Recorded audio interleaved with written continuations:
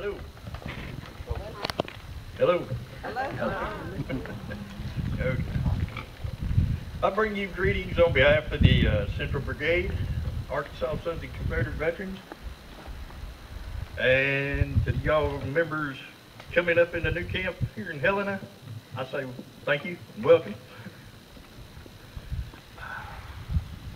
When I was first asked to speak here today, I said, no, I can't do that.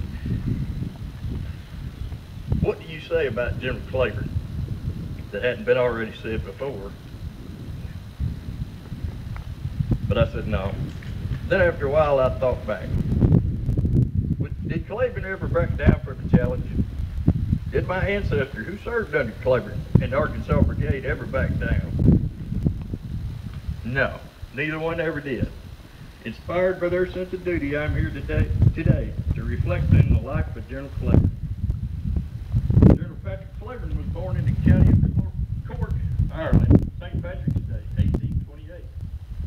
After the death of his mother as an infant and his father as a 15-year-old, forcing him to leave boarding school, he decided it was better to leave home and attempt to make it on his own than it was to burden his family. He took an apprentice position with a doctor, learning to mix medicines, and inspired to become a doctor. He applied to medical school, but was rejected twice. During the potato famine, his apprenticeship ended. Feeling he could not go home, he enlisted in the British Army, where he learned drill and obedience, things he would use to great success later in life. After 2 years in the ranks, he was promoted to corporal for his general good conduct. He didn't keep his stripes long. When ordered to drill once to avoid carrying a 20-pound knapsack, he stuffed his with a pillow. And when the order to inspect knapsack was given, the pillow was found. Remembering it some years later, Cleburne said there was no help for it. When the pillow was found, I was corporal no more. After 3 years, he bought his way out of the Army, joined his siblings sailing to America, arriving in New Orleans on Christmas Day, 1849. Cleburne eventually found his way to Helena, where he became a prescriptionist and store manager of a drugstore. While learning the ways of his new home, he learned one lesson after beginning to work at the drugstore.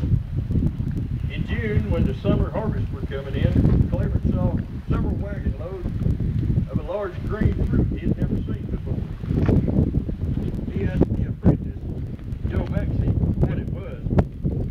Maxey told Cleburne they were watermelons and he should buy one because they were delicious. So Cleburne buys one and asked Maxey how to prepare it. Maxey, seeing his opportunity, told him, you must do it. So Cleburne starts firing the stove, cuts up the melon, drops it in the water. He again asked Maxey about serving it, and Maxey told him, you put it in dishes and eat it with a spoon. So when the drugstore owners came in, he announced that he had prepared a special treat. They looked at his dish and told him that nobody should ever stew a watermelon. And at that moment, Maxey ran out the door laughing with Cleburne hot on his heels. Trying to fit in with his new home, Cleburne joined Helena's social life. He joined the debating club and the Masons.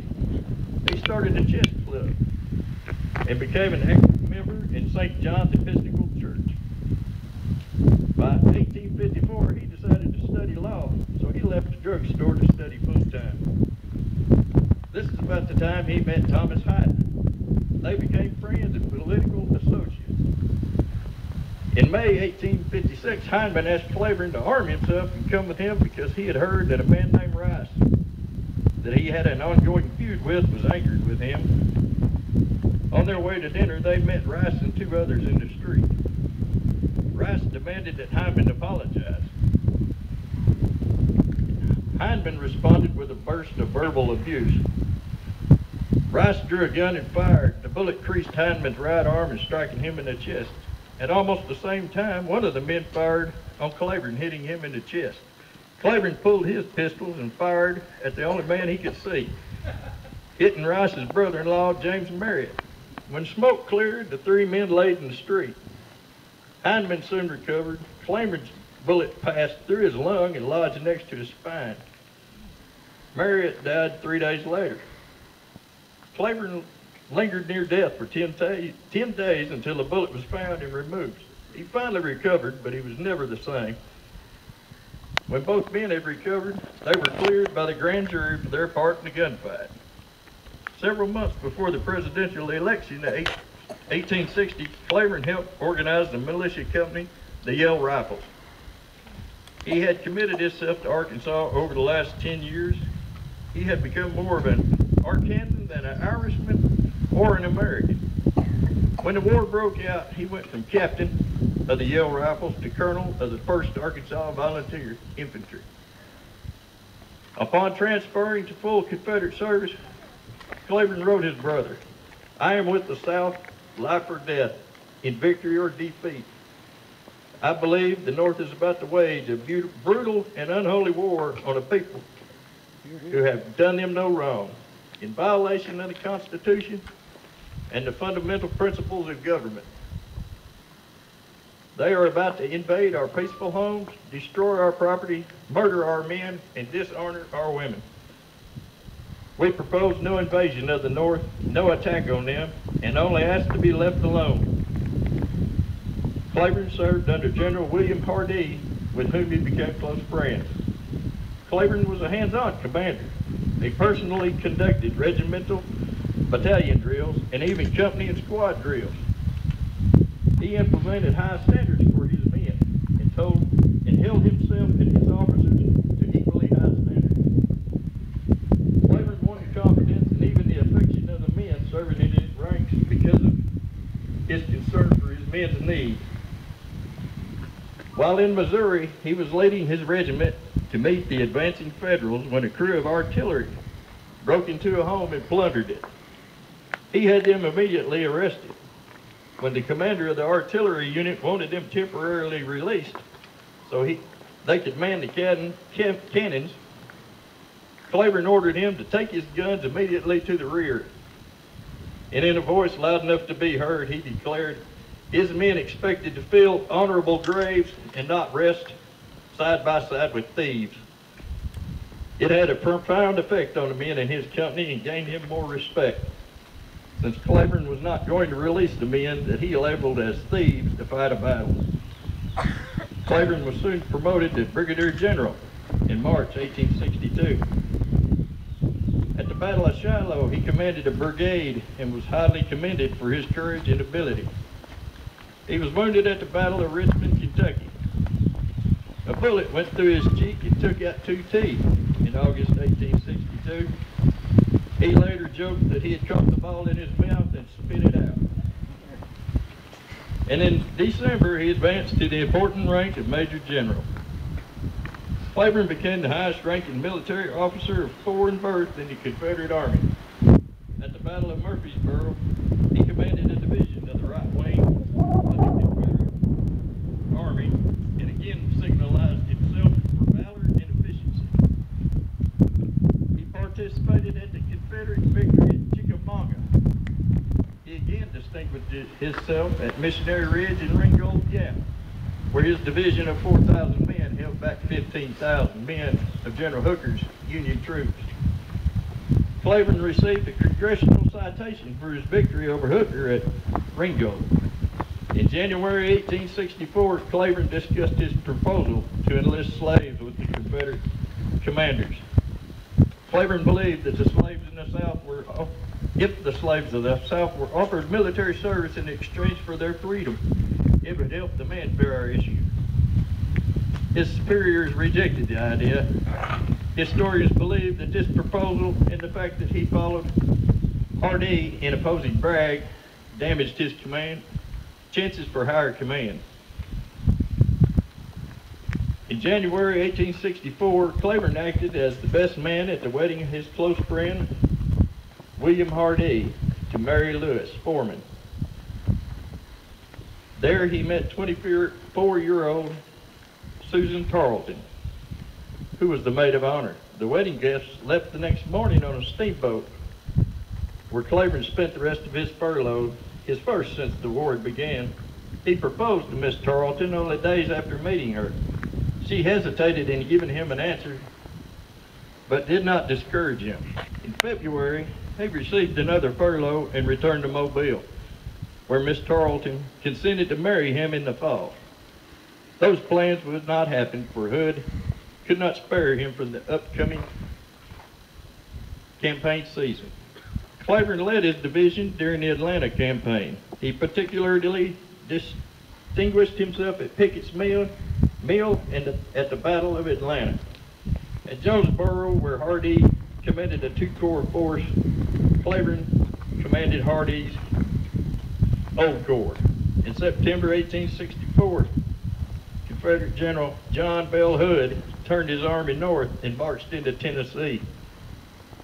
Along the way, orders were given by Hood not to molest the countryside. When Cleburne came across a half dozen soldiers that had stripped an orchard of all its apples, he ordered the men to move the 6 bushels of apples up to the roadside. Then he sat on a fence rail and lit his pipe. The apple thieves eyed him nervously, and when General Granbury rode up, Cleburne said that these men have charged me nothing for these apples, and I'm giving them to you and your men. Take an apple, and all your men take only one apple until they're all gone. Many of the Texans grinned at the guilty men as they passed. When the apples were all gone, Cleburne rose from the fence and ordered that the scavengers carry a fence rail for a mile before rejoining their unit. Hood had hoped to entice Sherman to follow him. Sherman ignored Hood and marched into Georgia. General Thomas, the Union commander at Nashville, received orders to stop Hood. Hood's campaign began well. He passed General Schofield's 2 corps at Columbia and moved north. Schofield, desperately trying to get his men back to Nashville, made a stand at Spring Hill, where Cleburne fought an engagement with a portion of Schofield's command. Hood's orders were confusion. His corps commanders, including Cleburne, thought that Hood's objective was to take the town of Spring Hill, and hold it, when Hood was for his army to block the Franklin-Columbia turnpike, trapping Schofield into confusion. The Confederates left the Franklin-Columbia turnpike open. During the night of the November 29th, Schofield marched his men out of Spring Hill and on to Franklin, while the Confederates slept. The next morning, a furious General Hood raged because his plans to destroy Schofield at Spring Hill had been dashed. He blamed his subordinates, including Cleburne. Hood believed the Army of Tennessee had become too used to fighting behind breastworks. He decided to test his hypothesis at Franklin, and some believed to punish the Army of Tennessee for its failure at Spring Hill. After Hood outlined his plan, he told Cleburne to go over the main works at all hazards. Cleburne's last words to Hood were, "I will take the enemy's works or fall in the attempt." After the Battle of Franklin on November 30th, before the Battle of Franklin, a somber Patrick Cleburne met with his officers. As he parted from his old friend Daniel Govain, he said, "Govain, if we are to die, let us die like men." Cleburne and his division made a desperate assault on the Federal works. His 2 horses having been shot one after another from under him, Cleburne strode into a hail of shot and shell on foot, sword aloft, encouraging his men. Moments later, a minie-ball struck him below his heart. Cleburne fell just 50 yards short of his goal. One Arkansas veteran recalled waiting outside the Federal entrenchments for the order to go over the top. When the order didn't come, he knew Cleburne was dead, for if he had been living, he would have ordered him over the top. And the following words were spoken at the dedication of this monument in 1861 by Brigadier General George Gordon, who was on the left of Cleburne in Cheatham's corps at Franklin. He was a patriot by instinct, a soldier by nature. He loved his country, its soldiers, its banners, its battle flags, its sovereignty, its independence. For these he fought, for these he fell. He could not have done more for his own loved fatherland than he did for the land of his chosen allegiance, in whose just defense he relinquished his life. He fell in the uniform of his adopted country, amid her soldiers and advancing flags. He died unconquered, in doing so through eastern luster upon southern valor. Two countries sharing the glory of his name. Ireland gave into the war and the Confederacy to immortality. He knew how to lead a charge or rally a wavering column, possessed those martial skills that achieve success and inspire soldiers' devotion to their leader. Through stern discipline, he was loved by his soldiers who were ready to go wherever he commanded. He was not only a commander, but a comrade. Fighting with his men, he was a fearless soldier, a true patriot, and a reproachless man, inspired by the sense of right and sustained by the sublime courage. He challenged danger and died gallantly in the cause of his country. In conclusion, while we would especially memorialize General Cleburne today, we cannot forget the thousands of our humbler comrades who also died valiantly for the country they loved. They too deserve our grateful remembrance, our praise,